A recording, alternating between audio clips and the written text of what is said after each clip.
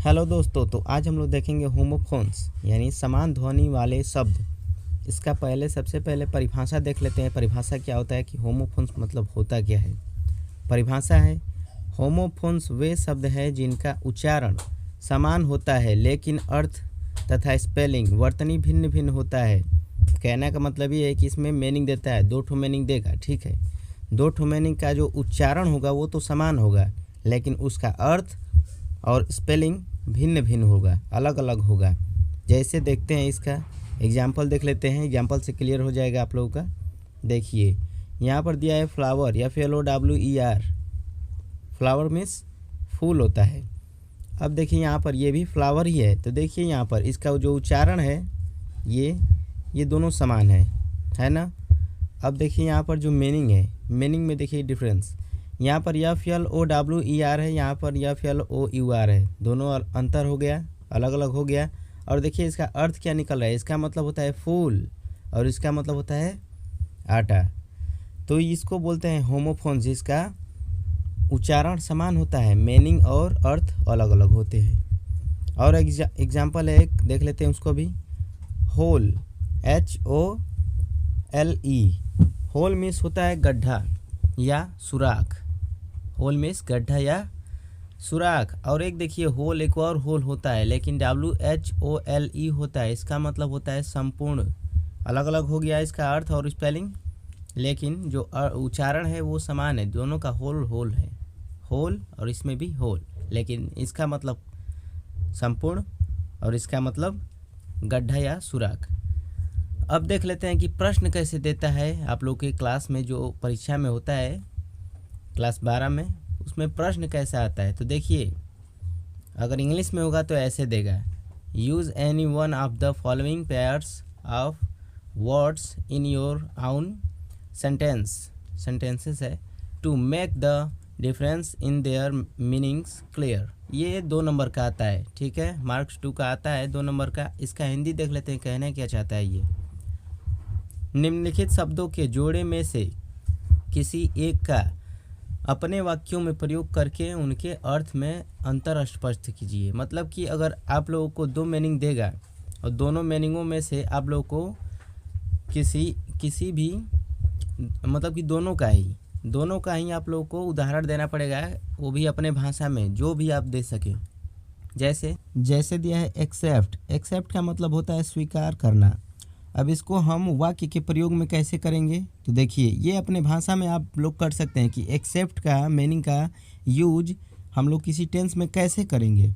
आप लोग अपने भाषा में भी कर सकते हैं, नहीं तो मैं तो बताऊंगा ही।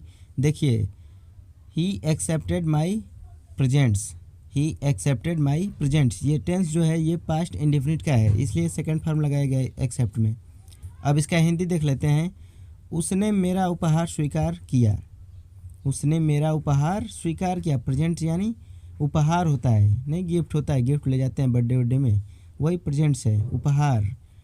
अब यहाँ पर देखिए एक और एक्सेप्ट है, उसका मतलब क्या होता है। देखिए इसका उच्चारण तो इसका भी एक्सेप्ट ही था और इसका भी एक्सेप्ट ही है, लेकिन इसका अर्थ दोनों का अलग अलग है। इसका स्वीकार करना है और इसका सिवाय या किसी चीज़ के सिवाय छोड़कर होता है ना। देखिए इसका और मीनिंग भी देखिए अलग अलग है। इसका ACCEPT है और इसका है EXCEPT, तो ये अलग अलग मीनिंग हो गया।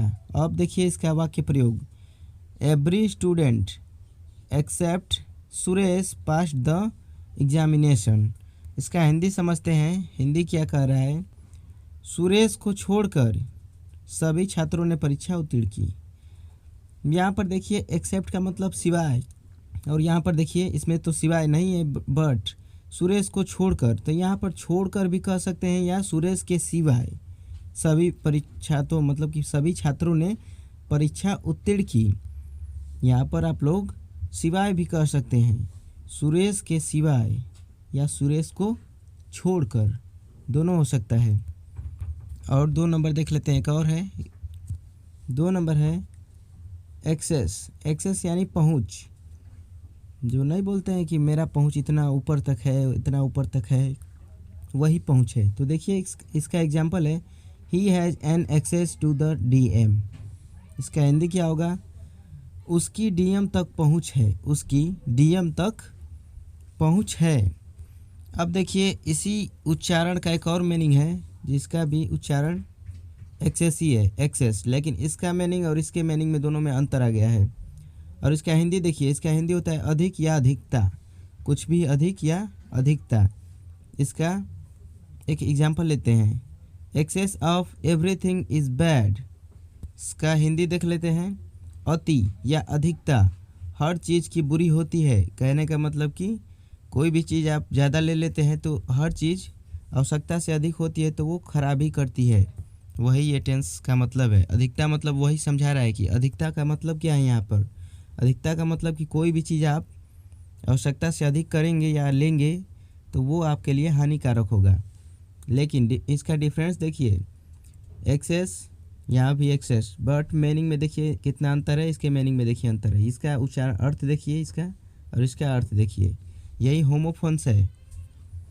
और ये सब एग्जाम्पल जो लिया गया है ये सब अपने आप से भी आप बनाकर अपने से लिख सकते हैं। ये तो हमने अपने से लिखा है, आप भी इसका उपयोग किसी भी टेंस में कर सकते हैं।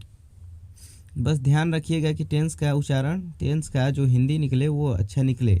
ये नहीं कि एक्सेस सिर्फ लगा दिए और किसी भी टेंस में कर दिए, उसका हिंदी भी तो उतना अच्छा निकलना चाहिए ना। तो इसका उपयोग करके आप लोग भी अपना टेंस बनाइए और इसका उपयोग करके टेंस बनाइए। यही होता है आप लोग को, अगर ये कर लिए तो हो गए 2 नंबर आप लोगों का पक्का हो जाएगा। ठीक है, ज़्यादा इसमें कुछ है नहीं।